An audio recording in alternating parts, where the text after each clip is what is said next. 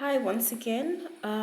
So I have a word for everyone that has been waiting on a particular promise, especially if you have been waiting for God to, set you up in a family like He promises to, or to give you a husband more specifically. Let me not be shy. Let me not be shy. If you are waiting for the Lord to give you a husband or even a wife, right? Then this word is for you. Bulindumendo. Okay.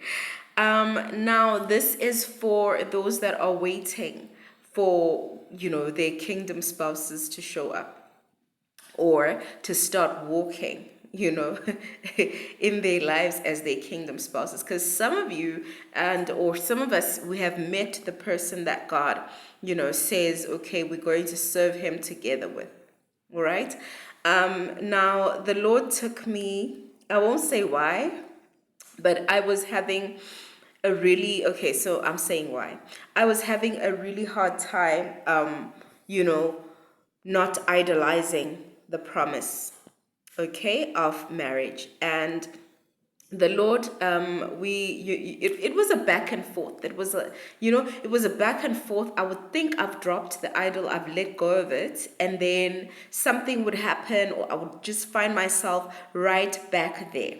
Okay, so I finally dropped it. I broke down before the Lord. I said, you know what, Lord, I just want to be your daughter and just do life with you. I'm not going to focus on all of that, which was very, very liberating in and of itself.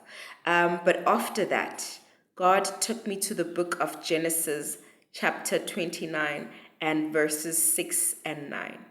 Now, Genesis 29, verse 6 says, and he said unto them, is he well? This is Jacob, right? Is he well? And they said, he is well. And behold, Rachel, his daughter, cometh with the sheep, right? So Jacob was inquiring about Laban, which is his uncle. Okay, he was at a well or a water source, and he asked the people, the shepherds there, is Laban well? And they said, he is well, and behold, Rachel, his daughter, cometh with the sheep. Right? And then in Genesis verse 29, Genesis 20, chapter 29, verse 9, it says, why am I so excited? Well, this word really excited me because it added on to, the freedom that I was feeling in that moment, and it brought me so much peace. So I thank the Lord for that.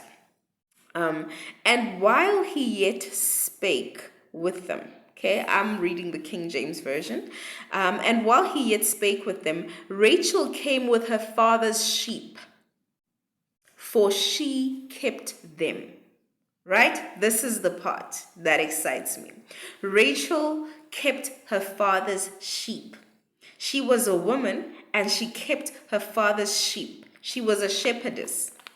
Right? Now, when Jacob met Rachel, she was keeping her father's sheep. She was about her father's business. Okay? She was about her father's wealth, and she wasn't looking for Jacob.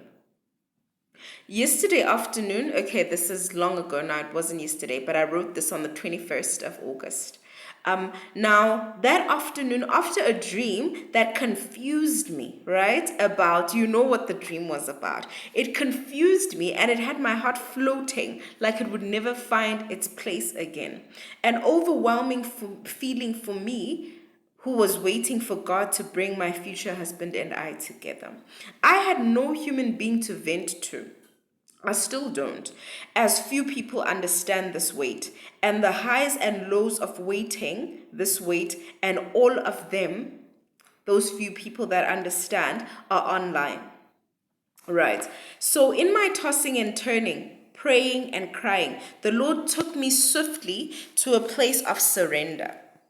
All right. I fully surrendered the idol of marriage and the idol of being a man's help, all right, or helper. And I realized that first I am my father's shepherdess before I am to be any man's helper. Right? Remember, we read Genesis 29, verse 9, where we saw that Rachel was not looking or waiting for Jacob. She was tending her father's sheep. Right? And once I enter my future husband's household, it's his ministry that I will prioritize.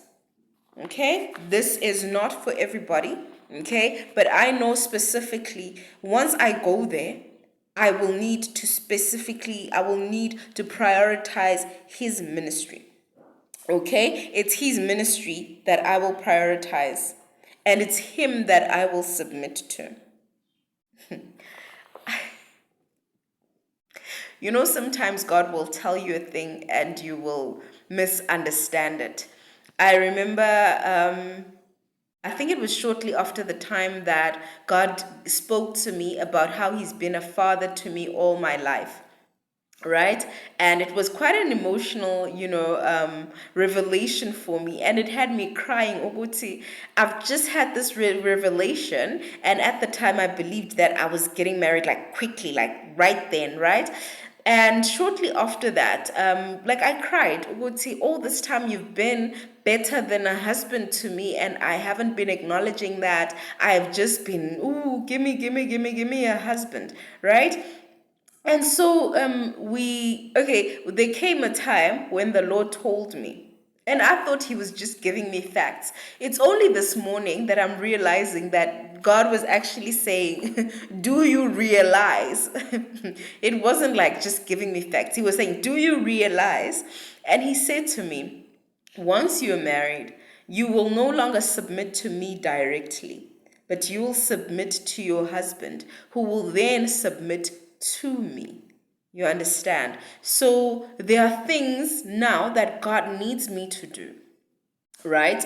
As his shepherdess, that I need to be doing.